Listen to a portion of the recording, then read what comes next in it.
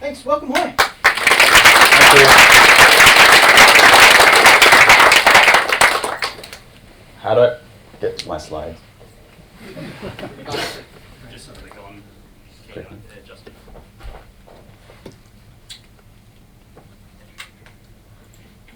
Is that good?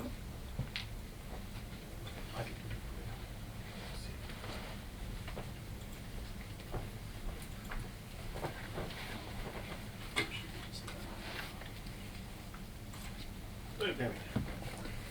Hi everyone, my name is Huy and I'm the founder and CEO of Enable Interactive. In brief, it is a purpose and profit social enterprise out there to address the disability and aged care workforce challenges that we have in Australia, particularly with NDIS, that you'll learn a little bit more of.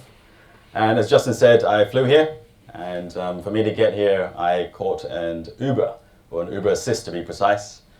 And my driver is deaf.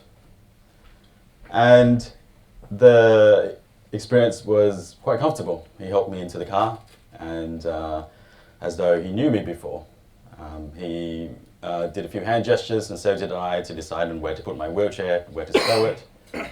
And once we were in the car, he showed me his Uber app. He pointed at the information, and I smiled and I confirmed, yes, it was exactly where we're going. And that whole exchange took about roughly 7 minutes. And about 5 words approximately were exchanged, mumbling words, which mostly were mine, mumbling words. But throughout the whole ride, we exchanged countless more, so thousands more, to acknowledge what just happened, how easy that was, and where we are today, thanks to technology. For him and I to have that exchange, for me to feel like my expectations were met without needing to put more work or having to express more. And as well for him is to have employment as well using technology. Now, it wasn't like this. So let's say 10 years ago, I'm bracing myself while I'm waiting for a taxi. And this is after like 15 minutes of calling a taxi, deciding to disclose about my disability or not. When they arrive, I'm relieved because I saw my wheelchair and they drove on. So I'm relieved because it's easier for me to make an excuse to the person I'm going to meet, wait for another, than having to go through the stress and explaining it all and what I need and battling with the taxi driver in that whole process. And the stress of all that, the related to all that as well. And so that's sort of an example of where technology has took us, and technology has come so far, particularly for people who have impairments or mobility needs or disability, whichever term you like to use. It's opened the world up so much more. And that's just, say, transportation. What about, say, other areas in life? When we get to these places, what about going to get a haircut? Or let's say meeting our friends at a bar, or about going to a LAN party, which I used to do as well, for full disclosure. And what about going to a health clinic? So let's look at this, because these are based on human-to-human interactions, which are so important, part of the experience, which make or break our expectations or the outcomes that we're trying to achieve when we go to these places. So let's look at health clinic, which we all do.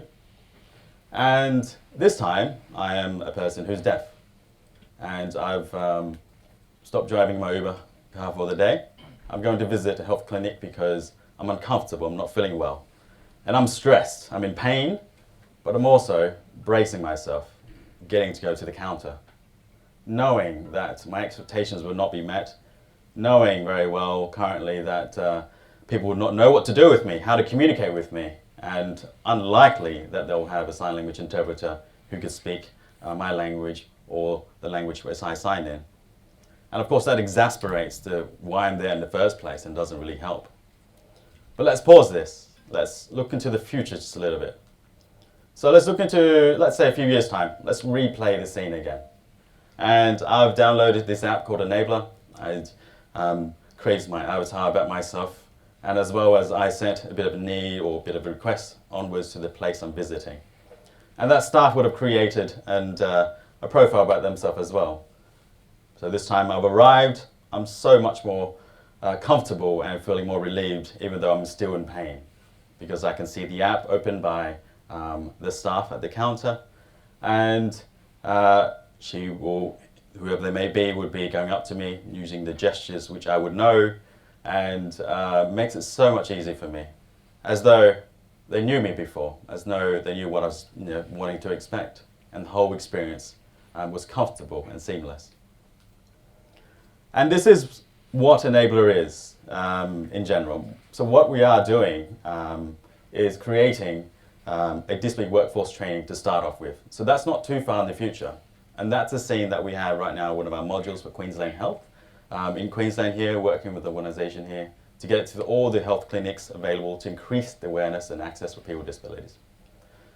But right now we're focusing on scaling out to disability age care workforce. It is around learning, preparation, and it is an assessment tool as well, going beyond training. And it is delivered in bite-sized chunks at a time, available to any workers.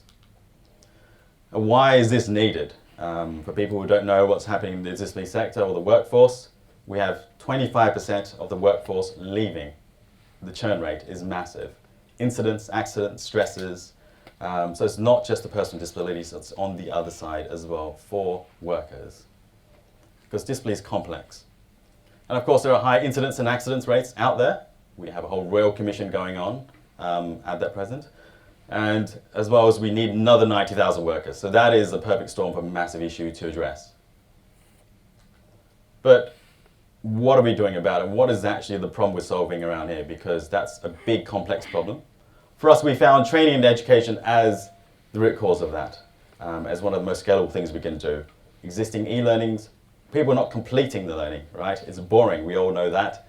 And as well as it takes too long to do that. And we don't have time outside what's available in terms of the lack of workforce out there. And as we all know, one of the best ways to learn is by making mistakes on the job. Unfortunately, it's not the ideal situation when we're supporting someone with disability as a way to learn. So we want to avoid that. And that's where Enabler was created, founded from that, as a way to give an opportunity to learn by making these mistakes. And why is it needed? Simply put, people with disabilities represent 1 in 5 Australians, quite a significant population out there, who experience isolation, exclusion, and has one of the lowest employment rate. I'm sure you have friends or families who you can relate to. And as well as not just have a basic human rights need met as well, but that's where workforce or support workforce come in to really change that or enable and empower that. And that's the exciting part about Australia. So we've come a long way over 6 or so years ago since we founded, and we are in the market, and you could almost say we're a bit of like an indie studio as well. We're running on seed investment right now, and we are preparing to scale from next year. So really exciting where that is. And we have some of the largest organizations around Australia supporting us, and we're on that changeover right now in the most intensive part, but exciting part ahead for 2024. But how have we succeeded as sort of what others haven't to this date? Because we're just using mobile games just like everyone else. We're creating scenarios, as you would know very well. And what is making us different? What is changing that? For us, besides taking the best from the gaming world, particularly narrative-driven games, and creating an environment where it's risk-free for workers to learn, as I mentioned earlier, our secret sauce is sort of broken down to 3 things. And I want to really unpack one of that with you into its depth, and hopefully you can take away something of it for yourself as well. So for starters, it is built with users, the end users. This is so important, and we can get so carried away with creating something in our own space, which is fine if we want to use it for ourselves, which is great, nothing wrong with that. But if we want others to use it, it's really important to involve everybody, especially people with disabilities in our space, to hear from them, get them involved. And we also want to make it practical, is to integrate it into service delivery. So what's the point of training or spending that time if we not know where it's going to go, but we want to incorporate that. And I want to walk you through this thing which I call empathic projection. It's a bunch of buzzwords there. I was up like 1 a.m. last night trying to figure this out. But is that the core of what we do? And let's go and unpack this. So I found this guy on Google who looks like one of our avatars, which is good.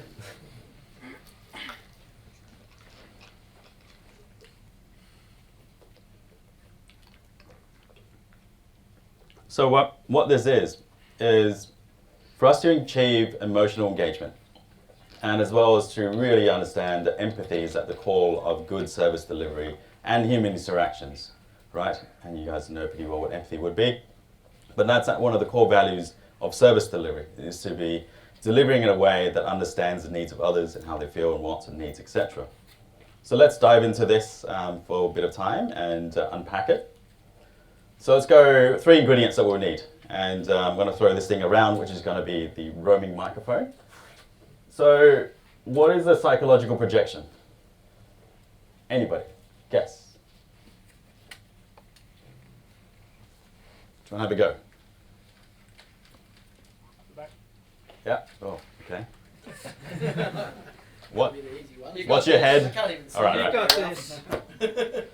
Oh, close. I didn't get this. All right. Is it a mic? No.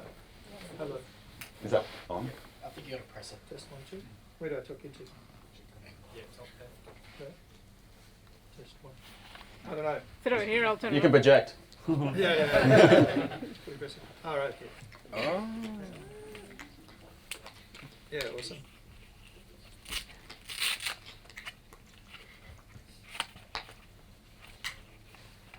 What kind of mic is that? See the future. Let's get pulled apart, put back together. While we're waiting, anybody want to shout out some words or suggestions on what this could be? Yeah, help me out. Yeah.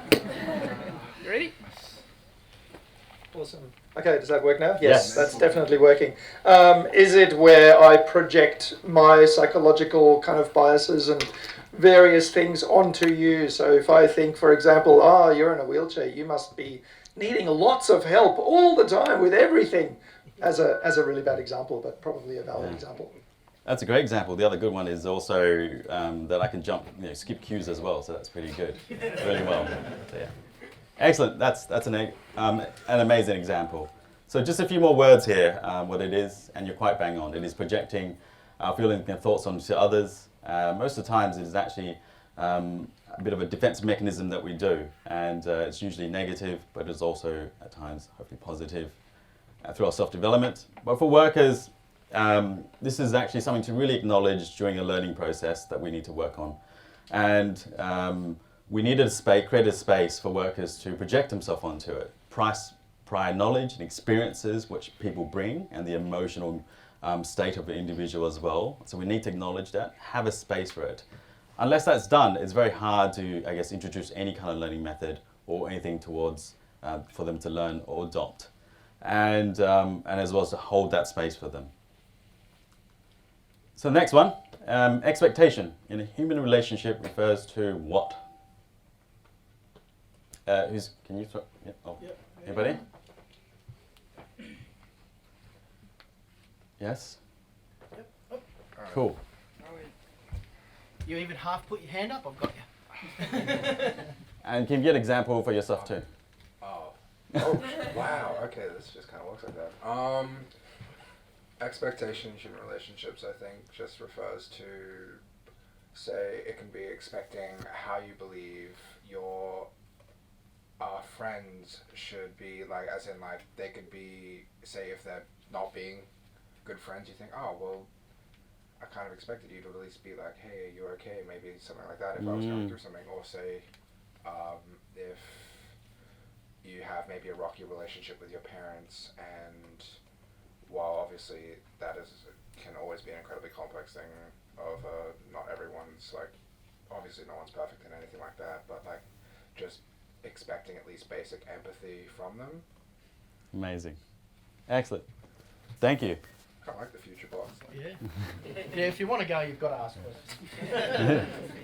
So it is, you bang on right there, and it is the beliefs and assumptions that one person has about another person, how they behave or think or feel, and this is particularly challenging for working with people with disabilities because people are complex, and even more complex is when you have individuals who have disability who have different unique abilities, particularly on the outliers of what I guess the general individuals will be like.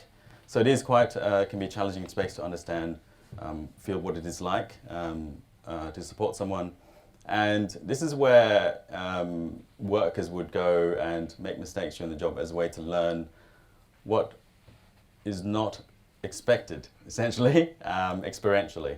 And that's where we're at with the expectations. We all want our expectations met. It's a bit hard for us at times to express it as well. So to have the environment to express it, that's so important. That's both sides. Last ingredient, empathy, that you mentioned so well.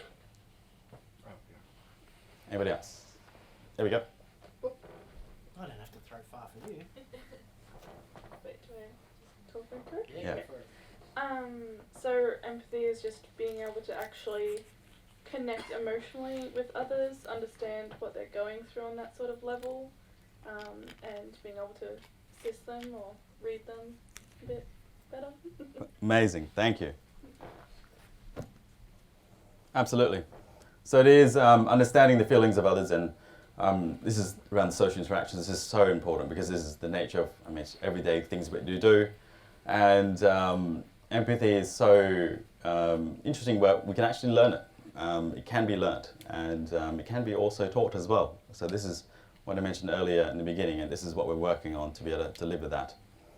It can obviously be very challenging to understand, or as best as possible to empathize with people with disabilities, because we're not in someone's shoes, particularly if someone has experienced quite severe types of impairments or disability, and that makes it even more challenging as well.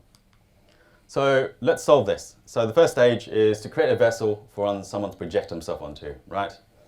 We all know we have those intrusive thoughts that we want to say or do. As well as we need a space to let it all out as well. So we've created an avatar, which you guys know what that would be. Unlike, say, other games where you have a predefined character role, we're creating a vessel that is as neutral as possible for you to project yourself onto that as a way for you to navigate the virtual environment we've created. Very importantly, it needs to be a place that is safe for it to do that. It's non-judgmental. It provides instant feedback for you to learn, workers to learn. And the environment we also create is to boil down to the essence, particularly in support work, is to have other interactions in that environment, which is obviously characters or non-playable characters or people with disabilities, and animals as well. We serve as animals or pets in the environment, inanimate objects. A wheelchair is an inanimate object, as you would know. And the last one is very important, is to have it in context, so the environment in which it happens. Because disability or service delivery can get a little bit highfalutin and all that kind of complex, like what the hell is choice of control? What does that mean?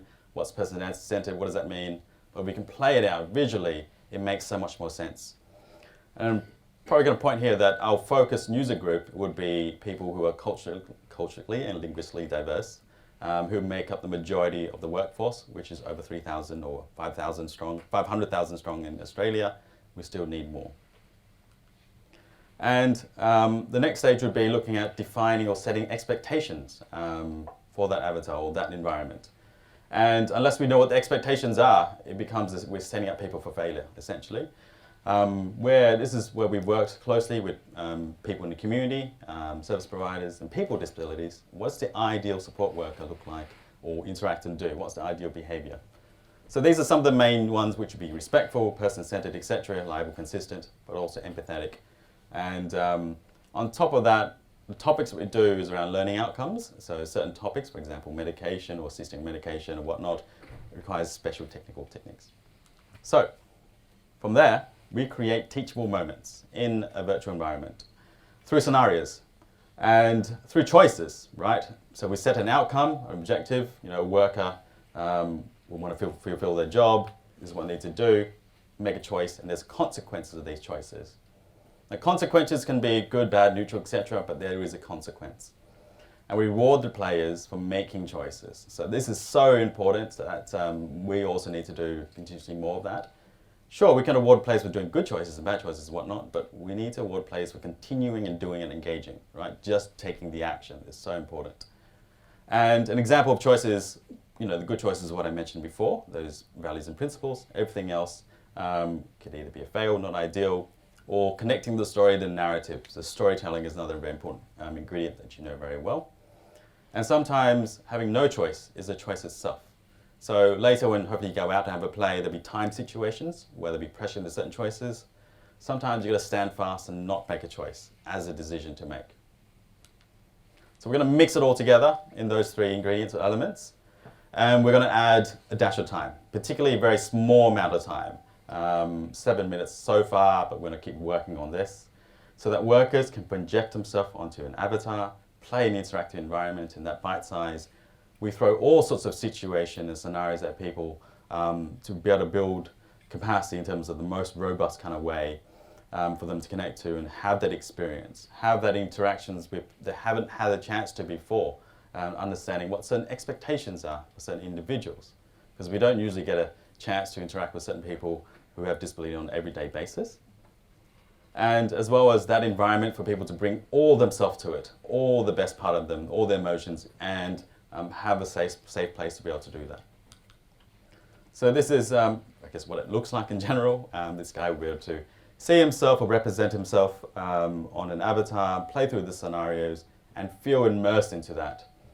And when many times when we watch people who get emotionally heightened about making certain choices, we know we've achieved it. We know we've really immersed into that and seen the consequences.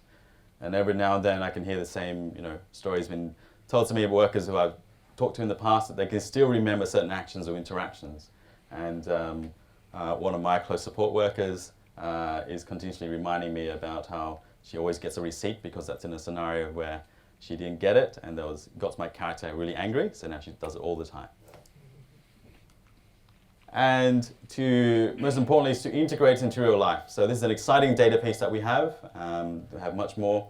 So what this represents in one of the scenarios and modules that we have is workers doing it bite-sized, integrated into their work. So they're playing games during the lunchtime, playing this mobile game just before arriving at a shift. And these are workers, a lot of them, who've never played games before as well. So that's an exciting part, is to bring this medium in, experiment with this as an entirely different approach to learning and training education, as well as not taking these big chunks of time out for people, because time is of the essence. And workers want, more of these courses. They feel like they're learning something, so we ask people these questions, and when we get them saying, without being prompted, they're feeling like they want more, that's when we achieve our goal, and we got lots of these. So to kind of wrap it up, that's hopefully a bit of experience that we have in terms of experimenting and creating, really tapping into what motivates people, and as well as to set expectation of what is role of support worker, but also create a space and environment for us to bring our whole self into it and to get that feedback in a safe environment, non-judgmental. And that's the beauty of what gaming can do, an environment that, as well as to incentivize ideal practice or behaviors, but at the core of it, it allows us to be ourselves and guided in order to achieve something that we want to achieve in terms of potentially a greater purpose than ourselves, which is exciting. So I would like you guys, to really join in our mission and go downstairs and have a play and meet our team as well. They are dispersed in this crowd, so if you can raise your hand. Matt, Tyle, and as well, Peter, where are you at? There we go, at the back. And you'll see us with a t-shirt. And come say hi, we're downstairs, have a play, and connect with us, because we want to bring you in and get us tested, and hopefully we meet your expectations too. So thank you so much for having me. Thanks, Huy. Before we move off, we're going to have some questions. We are running a bit behind, but we'll catch up later in the day. So questions for Huy? I should mention too, the aircon's being looked at. So, we will have the door out here closed during the day, so don't feel like you can't come in and out. You just got to keep it closed for the AC to work. So, yeah. Okay, any questions for Huy? Thanks, Huy, for coming along. We're actually doing a collaboration together with Huy, Josh, Zach up the back there, myself. We're going to be working with Enabler and helping support them. So, any questions about plans for the future or anything about Huy's talk you'd like to ask about? Hey, Ross? I can probably project if you like. No, mate, you get a chance to throw this thing around if you put your hand up. Cool. Yeah.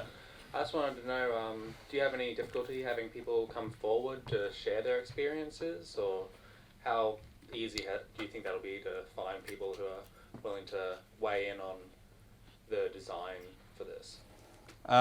That's a great question. So we encourage as much as possible to create a positive environment for feedback, and encourage as much as possible to be productive. We actively do that, and it's both for us internally as well to have a team that we'd be happy to take on feedback. But also we set expectations for both parties that what's the purpose of feedback as well, right? It should be productive and all that kind of stuff, which helps both sides. So we do, we don't, but we'll get really good feedback all the time, left, right, and center.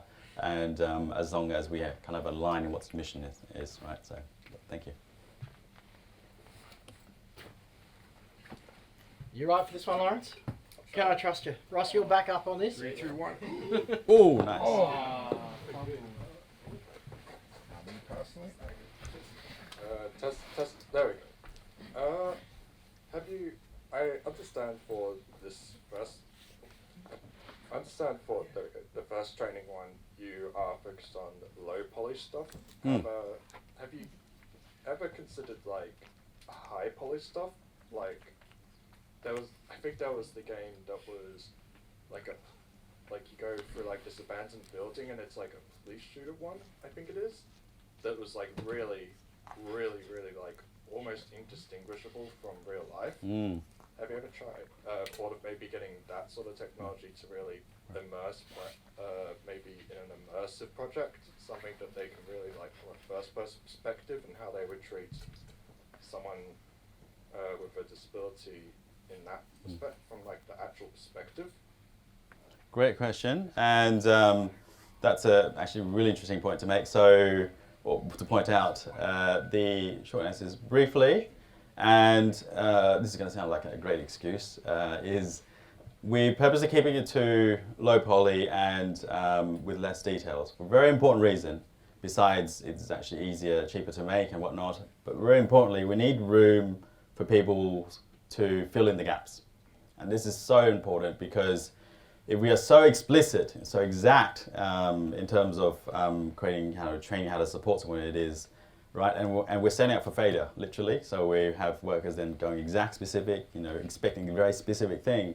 And when they apply it to real world, and it's not what the real world is like, exactly, because we can never replicate the real world at the moment anyway. So we need to leave enough room for the imagination. We need to leave enough room for people to fill in the gaps. We need to leave enough room for people with disabilities also to fill in their own gaps and wants and needs. And we probably could if we wanted to, but it is something which we thought about deeply, and it's something which we don't.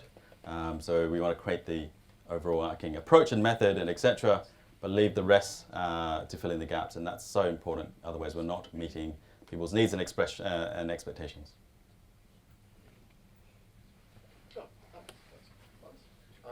I saw that your game is basically mostly written, right?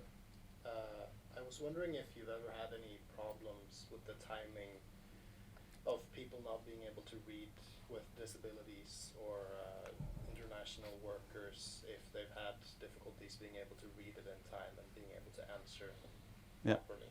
Yeah, Have you so had problems with that? fantastic question. So problems all the time, and we resolve that but as much as possible. We could definitely do more watching workers do that. And there's all sorts of things we can do. But first of all, we focus on who's our demographic, so less so much for, at the moment, people with disabilities. And so we focus on our group. And that makes it easier for us to also be able to achieve and meet expectation as well. And with that, we have things included right now as text-to-speech as an option. You can change the speed of text coming out, and you also have control of advancing it by tapping to progress the dialogue as well. So that's in your control. There are things obviously it's not in your control if it's a pressure situation and there's a time and whatnot, but you can slow down the speed of that coming out. Another thing we do is we actively around the written text is how we display it and make it easy language, etc. We boil it down to that, and that's so important, and not get carried away. Particularly working with subject matter experts out there who are out in the field, and because we want to make it available to as many people as possible. And I can imagine in the future where we have text-to-speech and not voice recording, that we can likely scale to different languages as well. So that's what we're working on, is scalability and getting to remote regions. So thank you. In the interest of keeping time, one last question. And Huy will be around today. Absolutely. So Huy will be around today, and I'll encourage everyone to have a chat to Huy and ask questions then as well. Yeah. You were discussing a lot about empathy and about people developing emotional intelligence through play and that kind of thing. What I was wondering was those sort of scenarios where people are connecting with their emotions connecting with the emotions of the characters in the game. Was that designed for intentionally, or was it more an emergent property from creating those scenarios? It is both. So along the way, we're getting better and better at understanding this and understanding ourselves with anything. And definitely it is intentional, but we need to make it even more intentional and really understand what sort of the crux of someone learning something new and retain that knowledge. And emotions is probably where it's at. And of course, one of the most, nebulous, complex space, but it is also one of the most important. And we're progressing with it. And while we get sort of evidence or results and watching observation, we follow that path. But it should not stop us from experimenting continuously. And all this is still experimenting. And it is just following that and throwing in new things. And one of the things that's really important, like a bit of balancing act is, sure, we can get data and statistics on when we're engaging people, but at times got to trust in your instincts and what could be interesting and just try it out, throw it out there. Because that space doesn't really have all the data and hasn't all the, for us to work on. So that's interesting realm of experimenting and work into that. So yeah, exciting times. Thank you. All right, so like I said, Huy will be around today. So let's give a thank you for coming to Huy. Thank you.